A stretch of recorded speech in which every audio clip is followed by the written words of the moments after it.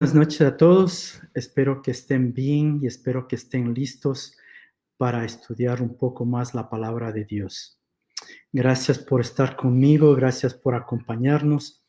Y en esta noche quisiera empezar con una lectura de un salmo. No vamos a leer todo el salmo. Quisiera leer el Salmo 27. Salmo 27 y vamos a leer de versículo 1 al versículo 4. Salmo 27, versículo 1 dice: El Señor es mi luz y mi salvación. Entonces, ¿por qué habría de temer? El Señor es mi fortaleza y me protege del peligro. Entonces, ¿por qué habría que temblar? Versículo 2. Cuando los malvados vengan a devorarme, cuando mis enemigos y adversarios me ataquen, tropezarán y caerán. A versículo 3. Aunque un ejército poderoso me rodee, mi corazón no temerá. Aunque me ataquen, permaneceré confiado. Lo único que le pido al Señor, me encanta esto, lo que más anhelo es vivir en la casa del Señor todos los días de mi vida. Deleitándome en la perfección del Señor y meditando dentro de su templo. Esto que acabamos de leer es bien poderoso, porque básicamente cuestiona nuestros sentimientos, cuestiona por qué hemos de temer. Ahora mismo sabemos que estamos en una situación en el mundo, en la nación, nuestras ciudades, un poco limitado, un poco precario, y hay incertidumbre, hay duda. Y la pregunta es, ¿por qué hemos de temer? En este salmo nos contesta, nos dice: el Señor es mi luz y mi salvación. El Señor es mi fortaleza. El Señor me protege del peligro. Cuando los malvados, cuando la enfermedad, cuando el ataque venga a devorar y mis enemigos quieran atacarme, van a tropezar y van a caer. Aunque un ejército, en la versión Valera dice, aunque un ejército acampe contra mí, aunque un ejército esté listo para atacarme, dice, yo estaré confiado, mi corazón no temerá, no tendré miedo, porque confiamos en Dios. Sí tenemos que ser precavidos, sí tenemos que cuidarnos, sí tenemos que pensar las cosas antes de hacerlas, sí. Pero la base de todo es, tenemos que confiar en Dios y confiamos en Dios. Me encanta el versículo 4, dice, lo único que le pido al Señor, lo que más anhelo, debe ser nuestro anhelo como creyentes, como seguidores de Cristo, como hijos de Dios, es vivir en la casa de Dios todos los días de nuestras vidas, para deleitarnos de su perfección, deleitarnos de su presencia. Vamos a orar antes de empezar el estudio. Padre Santo, gracias, Señor. Gracias porque podemos confiar en ti, Señor.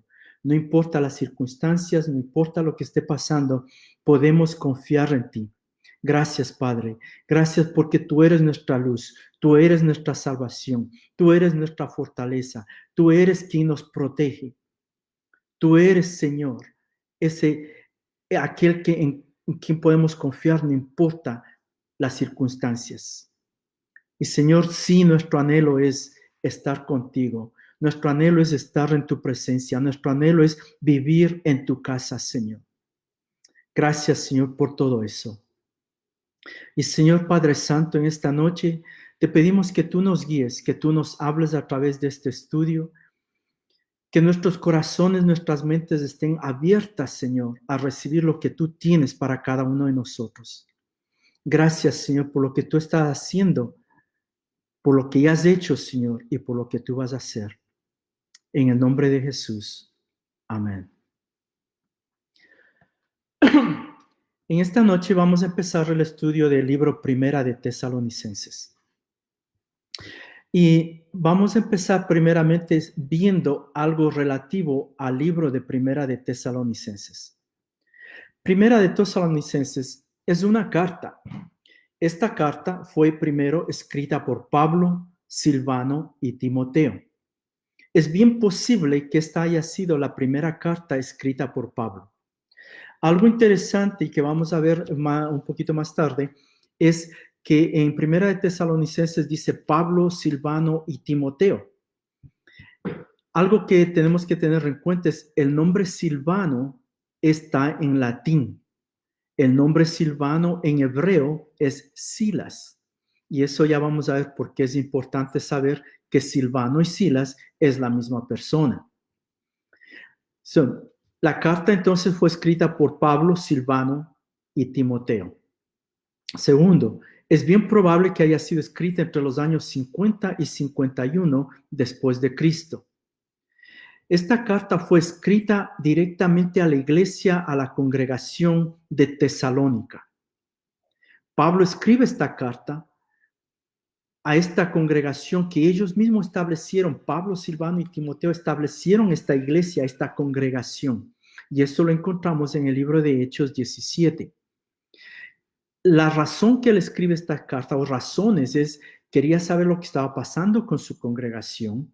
Había problemas éticos, había problemas de moralidad, había problemas de doctrina, pero al mismo tiempo él quiere animar a los hermanos creyentes. Es bien posible y se cree que esta carta fue escrita mientras Pablo estaba en Corinto, y eso lo podemos ver en el libro de Hechos, capítulo 18. Vamos a hablar un poquito de la ciudad de Tesalónica. Y la razón por la que necesitamos saber qué o cómo era la ciudad de Tesalónica es porque a veces leemos cartas como esta y decimos, oh, Pablo mandó una carta aquí y vemos todo está bien, pero no sabemos el ambiente en el cual los creyentes están viviendo. No sabemos el ambiente, la atmósfera, los peligros, los obstáculos que los creyentes tienen en donde viven. Vamos a ver un poquito acerca de la ciudad de Tesalónica. Tesalónica fue fundada en el año 316 antes de Cristo. Su nombre Tesalónica es el nombre de la esposa de un general que se llamaba Casandro de Macedonia. Casandro fundó la ciudad y la nombró en honor a su esposa Tesalónica. Casandro, dicho sea de paso, era uno de los generales de Alejandro Magno, cuando el imperio de Alejandro Magno estaba en su apogeo. La ciudad de Tesalónica llegó a ser la capital del imperio macedonio. El imperio macedonio cayó en el año 168 a.C. En el año 148 a.C., Tesalónica fue hecho la capital de la provincia de Macedonia en el imperio romano. Cuando el imperio macedonio cae, el imperio romano es el que toma control. Y en el año 148 a.C., el imperio romano hace a Tesalónica capital de la provincia de Macedonia. Ahora, Tesalónica está al sur, cerca del mar, es básicamente un puerto. Esto es un puerto que era bien importante, el comercio era bien importante. Primero, acuérdense, un puerto en ese entonces es donde todo entra y todo sale. Y en los barcos, muy bien. Y además de eso, estaba localizada en lo que se conocía y lo que se conoce como la Vía Ignacia. Si tienen tiempo, investiguen un poquito más de eso, Vía Ignacia. La Vía Ignacia básicamente era una supercarretera, si lo ponen de esa forma, que conectaba del este al oeste del Imperio Romano. Entonces, esta ciudad, además de ser un puerto importante, un puerto de comercio, está conectada a la supercarretera romana.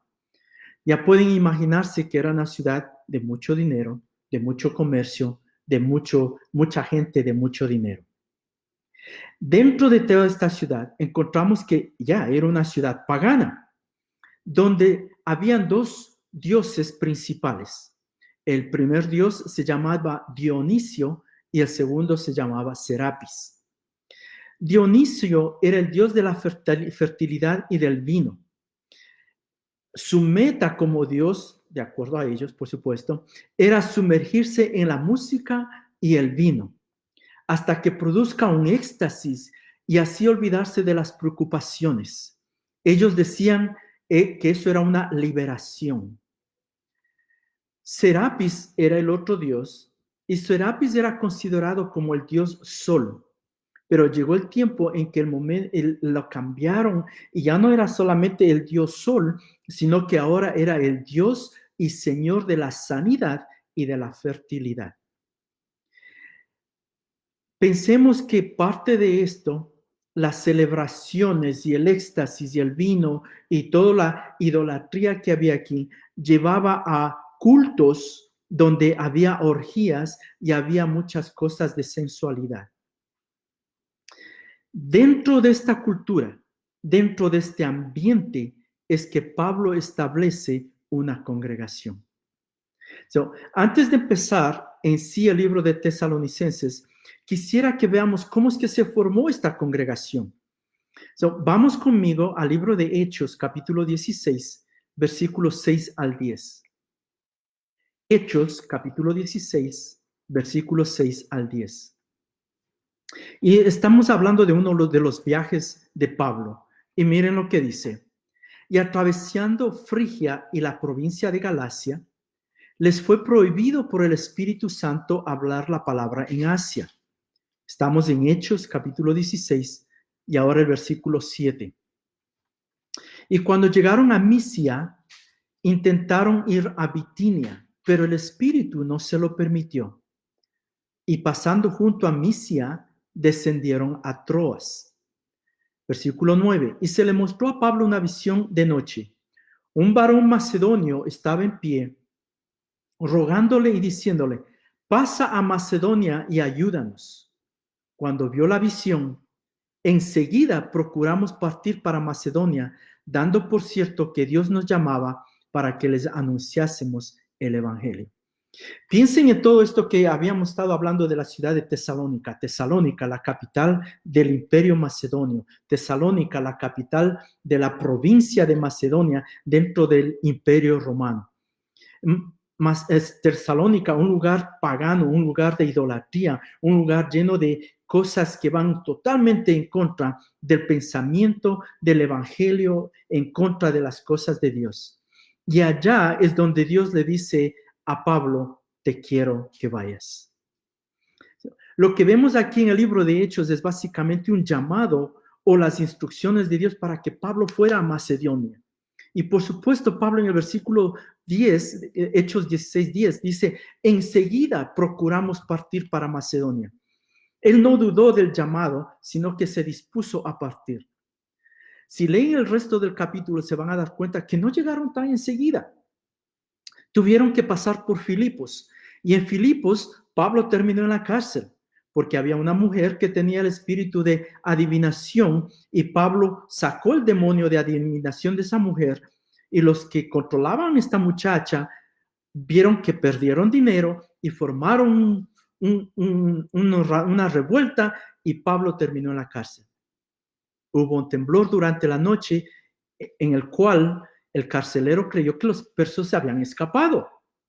Pero Dios usó esto para que el carcelero diera su vida a Jesús.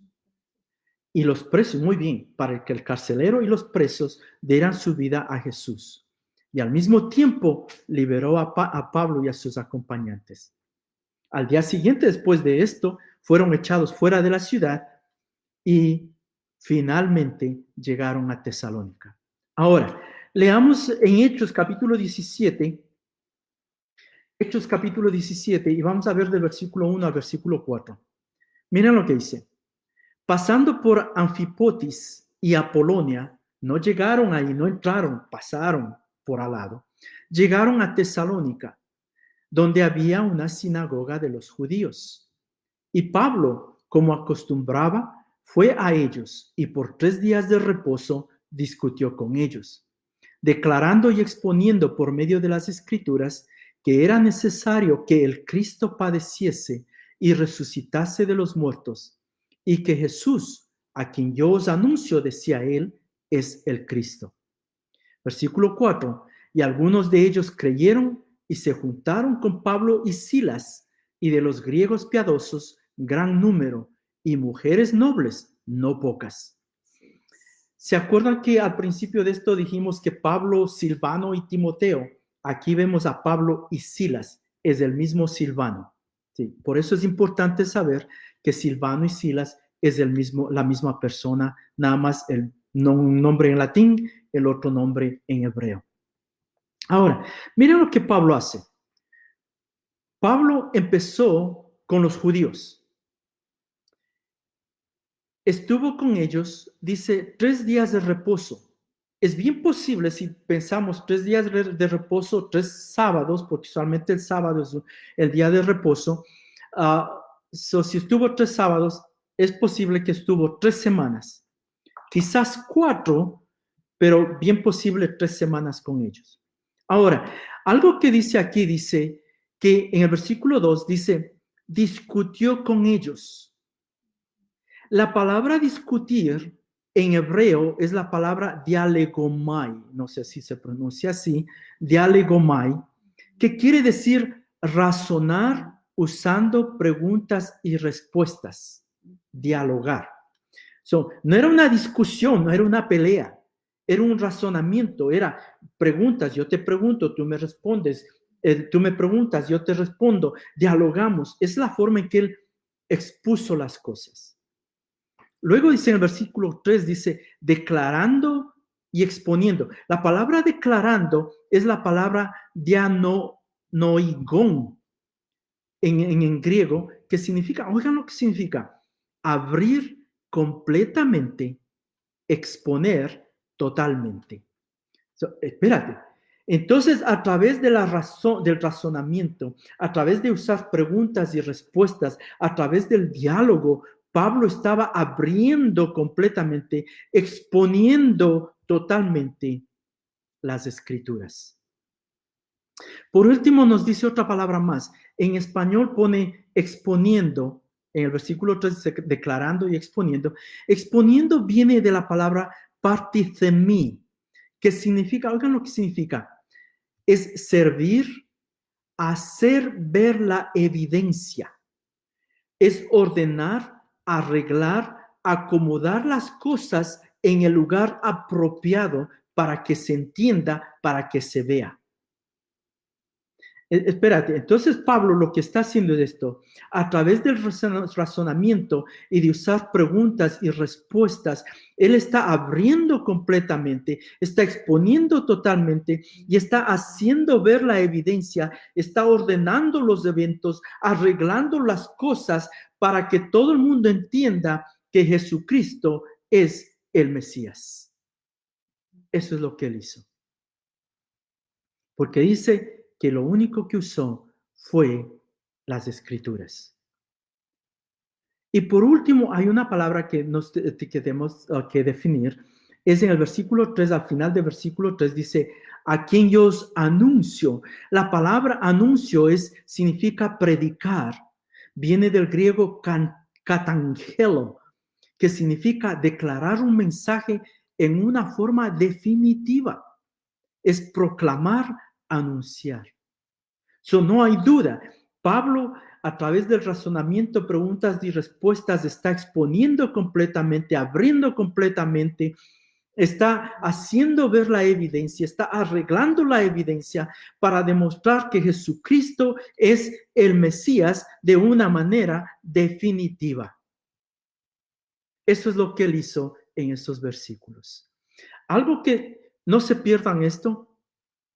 Miren el versículo 3, la última parte, dice, y que Jesús es el Cristo. Y en la parte de arriba del versículo 3 dice que era necesario que el Cristo padeciese. La palabra Cristo en griego significa Mesías, el ungido.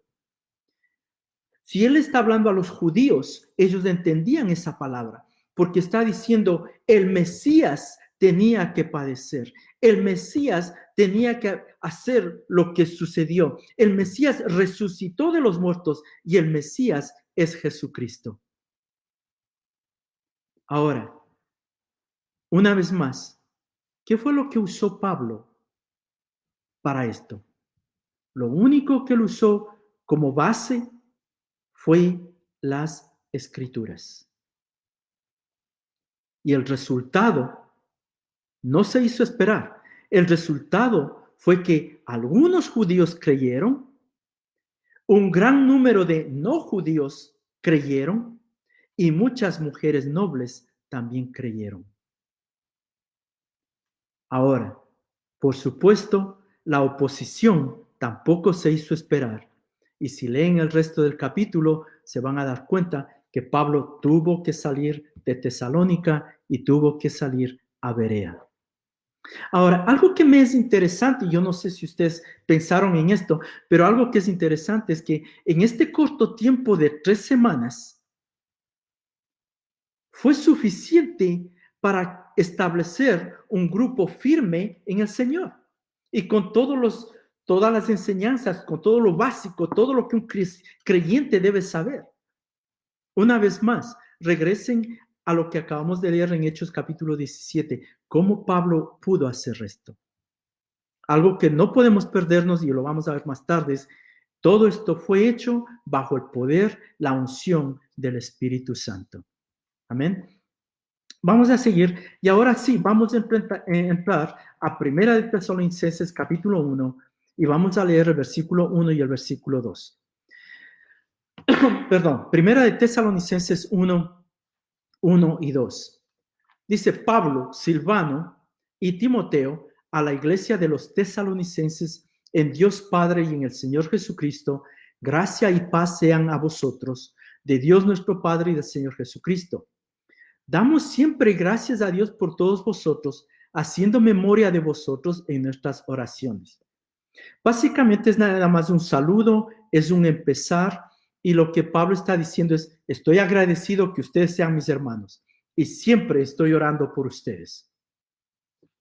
En el versículo 3, Primera de Tesalonicenses, capítulo 1, versículo 3, dice, acordándonos sin cesar delante del Dios y Padre nuestro, de la obra de vuestra fe, del trabajo de vuestro amor y de vuestra constancia en la esperanza en nuestro Señor Jesucristo. 3 cosas bien importantes en este versículo. Primero, o el 4 en realidad, Pablo nunca se olvida, dice, acordando sin cesar. En otras palabras, él siempre está hablando con Dios, siempre está en la intimidad con Dios, siempre está comunicándose con Dios. Y miren cómo se comunica. Lo primero que él se acuerda o está acordándose delante de Dios es, dice, la obra de vuestra fe. Algo que la Biblia nos dice en Santiago 2 es que la fe sin obras es muerta. Las obras, entendemos, no salvan, ni obtienen salvación. Al contrario, las obras son evidencia de la salvación de una persona. ¿Por qué? Porque la salvación es por medio de lo que Jesús hizo en la cruz. Y cuando Jesucristo hizo todo, estuvo completo. Nosotros no tenemos que hacer nada, ninguna obra para ser salvos, para obtener salvación. Lo que tenemos que hacer es aceptar lo que Jesucristo ya hizo. Ahora, ¿de qué obra estamos hablando? Estas obras buenas son el resultado, son la consecuencia de la salvación en Cristo. Porque cuando somos salvos en Cristo, tenemos nuevos propósitos, tenemos nuevos caminos y hay obras que Dios ha preparado de antemano para que nosotros caminemos en esas obras. Algo más que podemos ver en esta frase de la obra de vuestra fe es que pusieron su fe a trabajar. Y algo importante, dejaron los ídolos. Si dejaron los ídolos, piensen en esto, gente que ha venido de otras religiones o que han pertenecido o de alguna otra forma envueltos en otras religiones, tienen ídolos y adoran a los ídolos y piden cosas a los ídolos y confían en los ídolos. Y ahora tienen que dejar todo eso y poner su fe en Dios.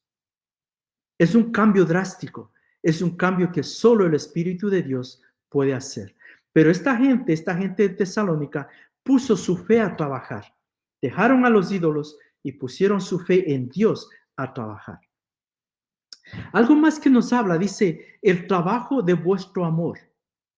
Esto quiere decir que todo lo que hacen, todas las obras que hacen, es para demostrar amor.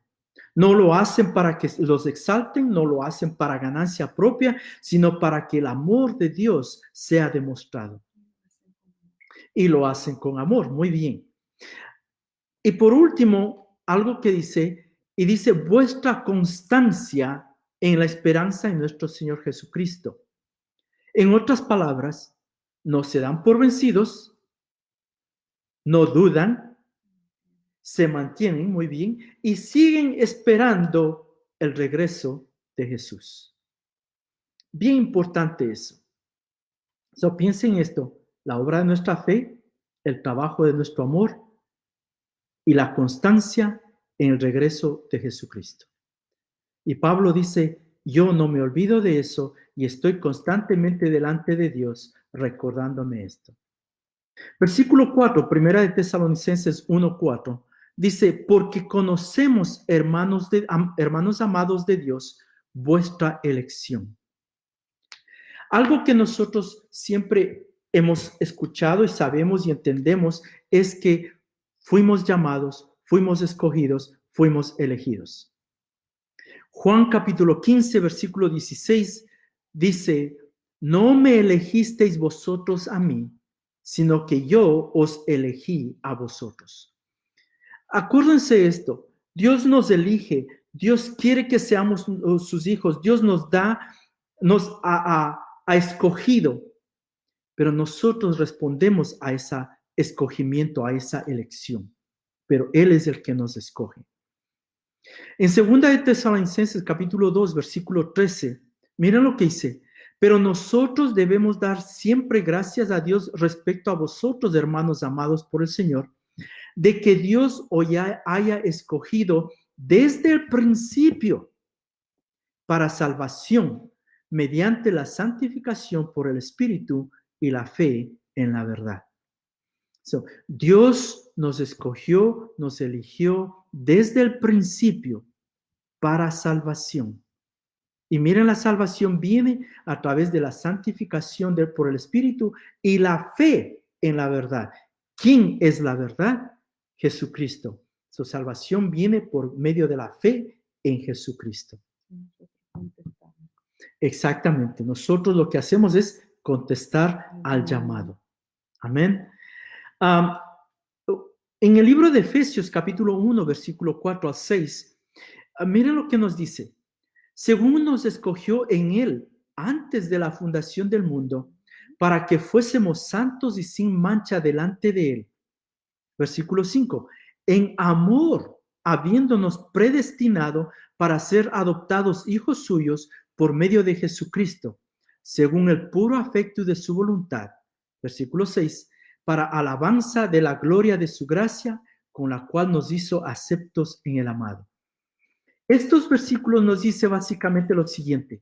Nos escogió. ¿Qué escogió? Nos llamó por nombre. Nos escogió entre muchos. Nos eligió, nos seleccionó en Cristo.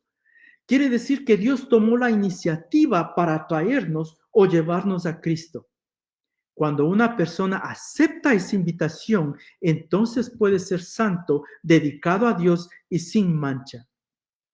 Es bueno notar que esto no es al revés, que el ser santo y puro no nos lleva a Dios, ni a la salvación. Muy bien. Y esto fue antes de la fundación del mundo, antes de que naciéramos, antes de que pudiéramos hacer algo bueno o malo, ya Dios nos había escogido.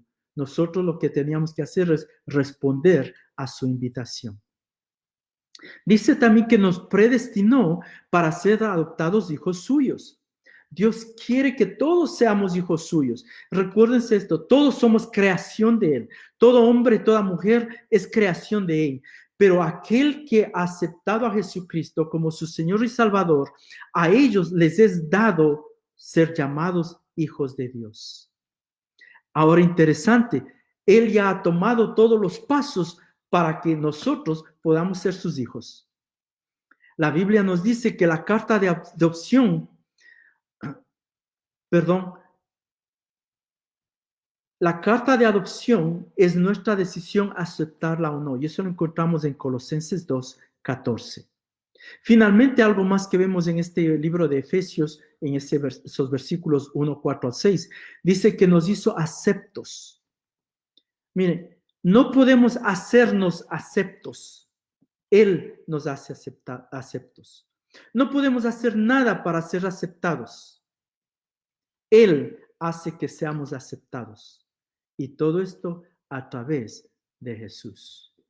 ¿Por qué estamos hablando de esto? Porque eso es lo que Pablo le está hablando a los tesalonicenses. Dice, así es que Dios los ve a ustedes. Así es que Dios ve al creyente. Acuérdense, esta carta fue para los creyentes en Tesalónica. Podemos usarla para nosotros. En el mismo libro de Efesios, capítulo 2, versículo 8 al 10, nos termina diciendo esto. Porque por gracia sois salvos por medio de la fe. Y esto no de vosotros, pues es don de Dios, no por obras para que nadie se gloríe. Pensemos de esta forma. Todo el proceso de salvación viene de parte de Dios. Hasta la fe que usamos para recibirlo, para responder al llamado, fue dada por Él mismo. La gracia de Dios es la que nos salva a través de la fe en Cristo. Y la fe y la salvación es un regalo de Dios. Y es la fe en Cristo y en lo que en Él hizo. Es la única forma a través de la cual Dios provee salvación. Regresemos a Primera de Tesalonicenses, capítulo 1, y vamos a ver ahora el versículo 5. Dice, pues nuestro evangelio no llegó a vosotros en palabras solamente, sino también en poder, en el Espíritu Santo y en plena certidumbre, como bien sabéis cuáles fuimos entre vosotros por amor de vosotros. Para completar esto un poquito, quisiera leer Primera de Corintios, capítulo 2, versículo 1 al 4. Primera de Corintios, capítulo 2, versículo 1 al 4. Miren lo que dice. Así que, hermanos, cuando fui a vosotros para anunciaros el testimonio de Dios, no fui con excelencia de palabras o de sabiduría, pues me propuse no saber entre vosotros cosa alguna, sino a Jesucristo y a este crucificado. Y estuve entre vosotros con debilidad y mucho temor y temblor. Versículo 4. Y ni mi palabra ni mi predicación fue con palabras persuasivas y de humana sabiduría, sino con demostración del Espíritu y de poder, para que vuestra fe no esté fundada en la sabiduría de los hombres, sino en el poder de Dios. ¿Se acuerdan lo que hablamos al principio de Primera de Tesalonicenses?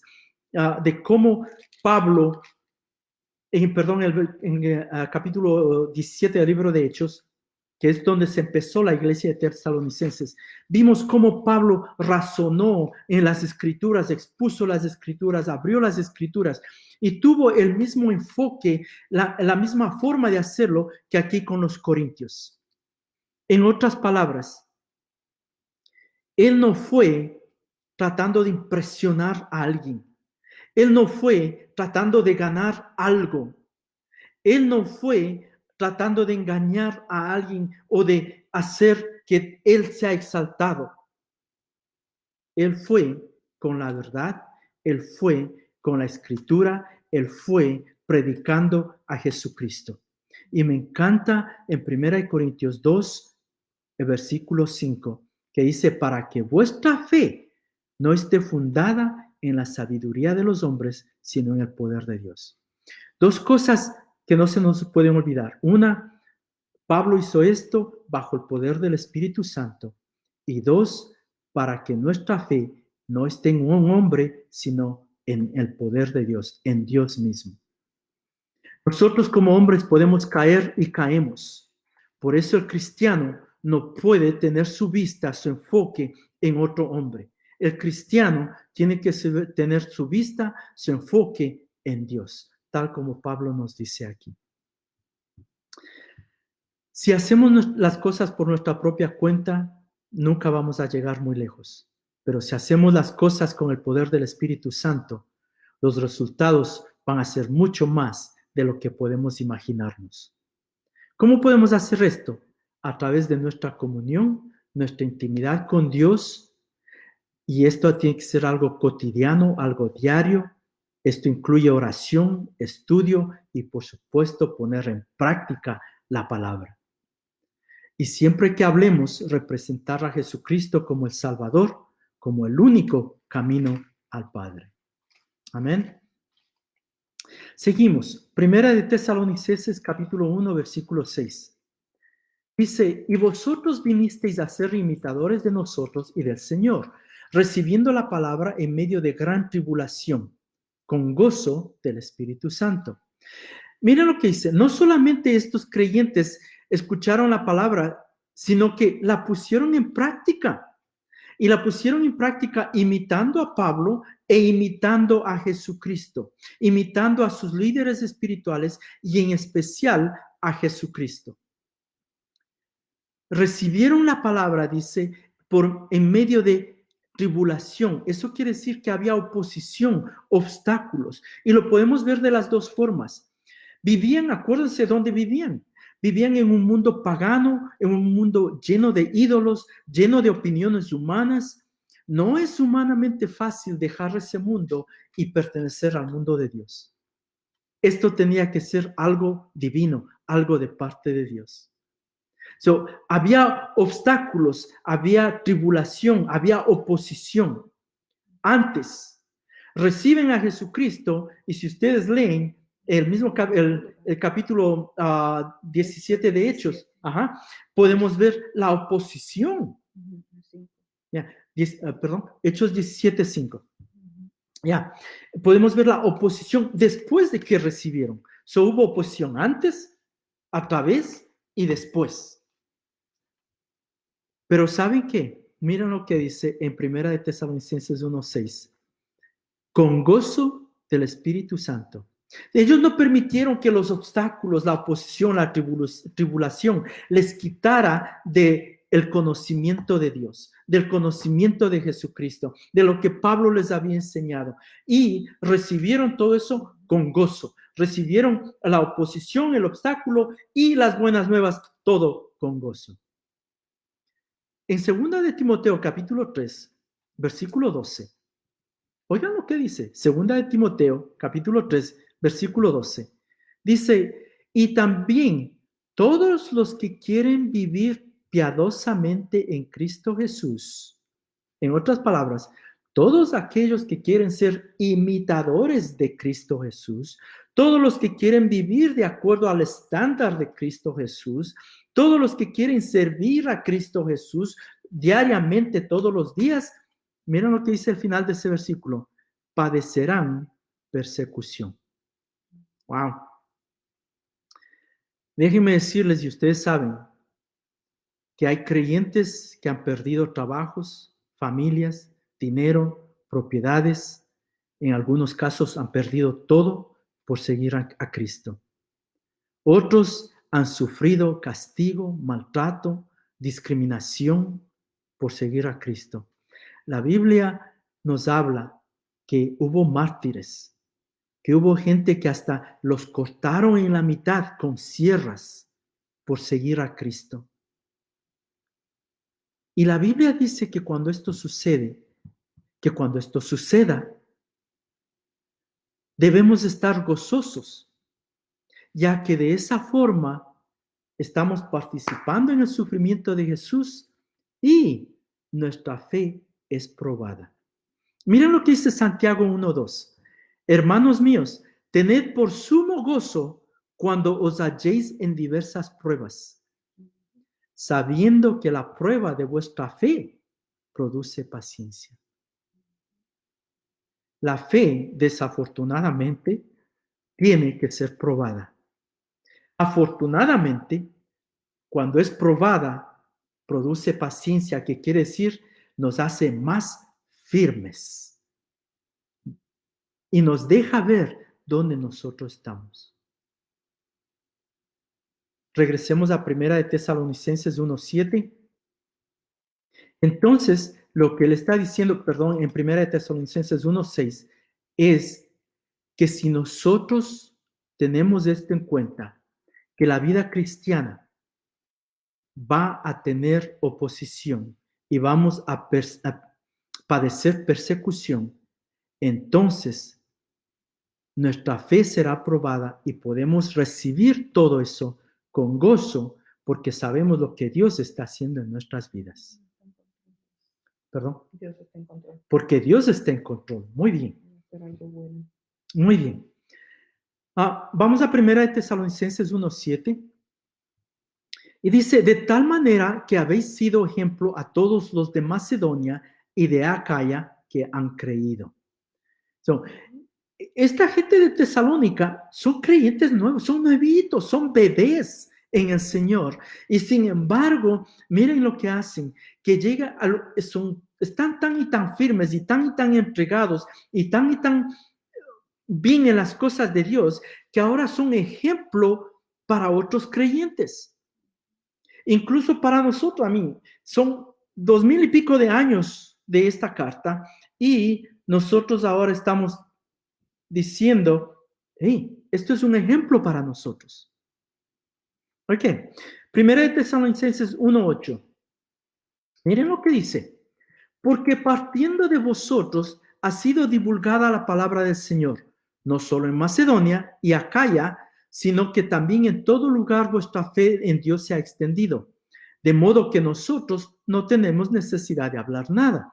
Miren lo que está diciendo. Han evangelizado donde quiera que fueron.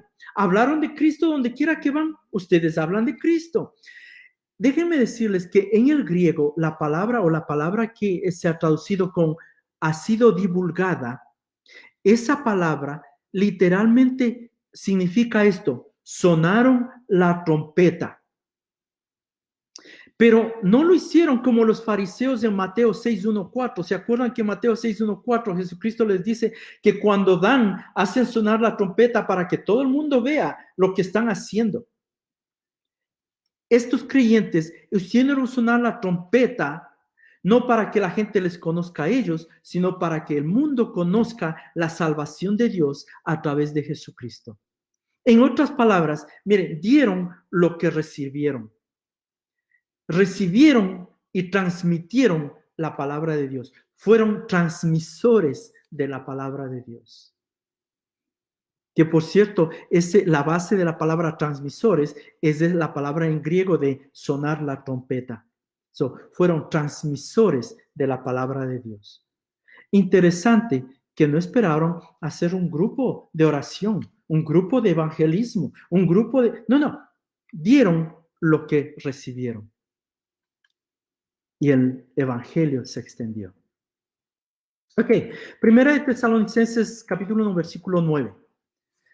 Dice, porque ellos mismos cuentan de nosotros la manera en que nos recibisteis y cómo os convertisteis de los ídolos a Dios para servir al Dios vivo y verdadero. Dense cuenta que ahora Pablo dice, la gente de Acaya y la gente de otros lados, ellos mismos nos cuentan a nosotros de ustedes los tesalonicenses. Y nos cuentan de cómo ustedes nos recibieron y cómo ustedes se convirtieron y dejaron los ídolos y ahora sirven al Dios verdadero. Tremenda reputación, tremendo testimonio. Ahora, examinemos este versículo un poquito. Miren lo que dice. Se convirtieron. Eso quiere decir que dejaron algo, hicieron a un lado algo. En este caso, a los ídolos. Dejaron a los ídolos, se alejaron de los ídolos, dejaron un mundo sin esperanza, dejaron un mundo de muertos y un mundo de muerte. Ahora son hijos del Dios viviente. Eso es lo que dice, para servir al Dios vivo. Si vas a servir al Dios viviente, eres hijo de Él. En Romanos 9:26, el libro de Romanos 9:26, dice, en el lugar donde se les dijo, vosotros no sois pueblo mío, allí seréis llamados hijos del Dios viviente. Ahora somos hijos del Dios viviente. ¿Qué más somos? Somos templo del Dios viviente. En 2 Corintios 6:16 dice, porque vosotros sois el templo del Dios viviente. Y también entendemos que aquí en nuestro cuerpo es donde el Espíritu de Dios mora, habita. En 1 Corintios capítulo 3, versículo 16, dice, ¿no sabéis que sois templo de Dios y que el Espíritu de Dios mora en vosotros?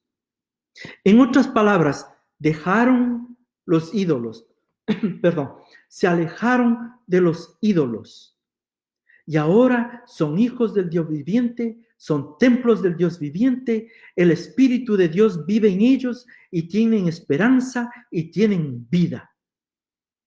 Y dice, eso la gente nos cuenta, la gente nos habla de ustedes y cómo ustedes están viviendo la vida cristiana. Déjenme ponerles de esta forma. Si regresan atrás y ven esto es una iglesia ideal. Una iglesia donde por 3 semanas nada más necesitaron para que Pablo les enseñara y para que ellos fueran creyentes y estuvieran bien y estuvieran firmes y no se quedaron sentados esperando, sino que se pusieron activos, pusieron a trabajar su fe, demostraron amor, pusieron a trabajar todo lo que se les había enseñado, enseñaron a otras gentes, propagaron las buenas nuevas, propagaron el evangelio, dejaron las cosas de los ídolos, se alejaron totalmente y ahora dependen totalmente de Dios. Y en el versículo 1 Tesalonicenses 1:10 dice, y por último, y esperar de los cielos a su Hijo, al cual resucitó de los muertos, a Jesús, quien nos libra de la ira venidera. Y por esta noche vamos a hablar de esto un poco brevemente, pero también un poquito a fondo, porque el libro de Tesalonicenses nos habla mucho del regreso de Jesucristo y vamos a dedicarle tiempo a eso en los próximos capítulos. Pero por ahora, miren lo que hace esta congregación. Esta congregación básicamente es hasta cierto punto una congregación ideal. Está diciendo, han puesto a trabajar su fe, han puesto a demostrar su amor. Tienen esperanza, no se dan por vencidos en el regreso de Jesucristo. Saben que han sido elegidos y saben o tienen su fe en Dios, no en ningún hombre. Son imitadores del Señor Jesucristo, a pesar de la oposición, a pesar de la tribulación. Son un ejemplo a los demás creyentes. Ustedes han sido evangelistas, son evangelistas, donde quiera que van, llevan el evangelio. Y dan lo que han recibido, son transmisores. Y a último, están esperando el regreso de Jesucristo. Ahora, hablemos de ese último versículo, capítulo 1, versículo 10 del libro de Tesalonicenses, primera de Tesalonicenses. Dice, estamos esperando a Jesucristo. Esto quiere decir que estamos a la expectativa. Y mientras esperamos, mientras estamos en expectativa, estamos activos en las obras de Dios. No estamos esperando señales o por señales. Las señales nos ayudan a saber que el tiempo está cerca. Ahora, ¿qué va a pasar cuando Jesucristo regrese? Y una vez más, vamos a hablar de esto un poco más a fondo. Por ahora vamos a quedarnos aquí. Dice, cuando Jesucristo regrese, ¿qué es lo que vamos a recibir? ¿O qué es lo que va a pasar? Algo de lo que va a pasar es, primero, recibiremos nuevos cuerpos incorruptibles.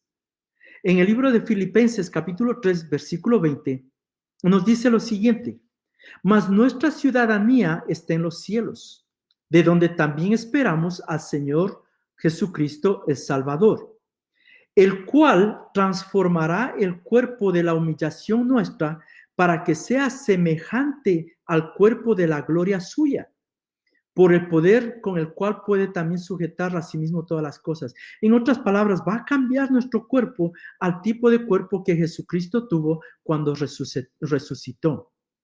¿Qué más? Cuando Jesucristo regrese, vamos a ser como Él. No vamos a ser dioses, aclaremos eso, pero vamos a tener la misma habilidad que Jesucristo tuvo como ser humano después de la resurrección. Miren lo que dice en 1 Juan capítulo 3, versículo 2. Amados, Ahora somos hijos de Dios y aún no se ha manifestado lo que hemos de ser. Escuchen esto. Pero sabemos que cuando Él, Jesucristo, se manifieste, seremos semejantes a Él, porque le veremos tal como Él es. Vamos a ser espíritus como Jesucristo, con un cuerpo transformado, con las habilidades que Jesucristo tuvo, con ese cuerpo transformado. Una vez más, no vamos a ser dioses. Esto no es lo que está diciendo. Y algo más que va a suceder cuando Jesucristo regrese. Nos llevará al lugar que Él ha preparado para nosotros. En Juan 14, 1-3 dice, no se turbe vuestro corazón. Creed en Dios, creéis en Dios, creed también en mí. En la casa de mi Padre muchas moradas hay. Si así no fuera, yo os hubiera dicho. Voy pues a preparar un lugar para vosotros. Y si me fuere y os preparare el lugar, vendré otra vez y os tomaré a mí mismo para que donde yo estoy, vosotros también estéis. Bien importante esto. Cuando Jesucristo regrese, cuerpos incorruptibles, cuerpos nuevos, cuerpos semejantes a Él, y vamos a estar con Él. Donde Él esté, vamos a estar nosotros. La expectativa de tener todo esto, de tener un cuerpo incorruptible, de ser semejantes a Él, de estar con Él, de verle a Él todos los días, de vivir con Él, debería ser que nosotros obremos para Dios, así como los tesalonicenses, que demostremos el amor de Dios siempre, que le hablemos a los demás de las cosas de Dios siempre. Mire, en resumen, esta congregación, este grupo de cristianos, esta iglesia, eran nacidos de nuevos, eran imitadores de Cristo, les hablaban a los demás de la salvación en Cristo y estaban firmes esperando el retorno de Jesucristo. Una vez más, es una iglesia ideal. Y hasta cierto punto, esas cosas que esta iglesia estaba haciendo deberían ser nuestras metas como creyentes individualmente y como creyentes parte del cuerpo de Cristo.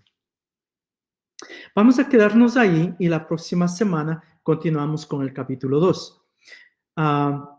Si alguien tiene alguna pregunta o algo, pueden mandarlo en los comentarios y así la próxima semana contestamos si es que hubiera alguna pregunta.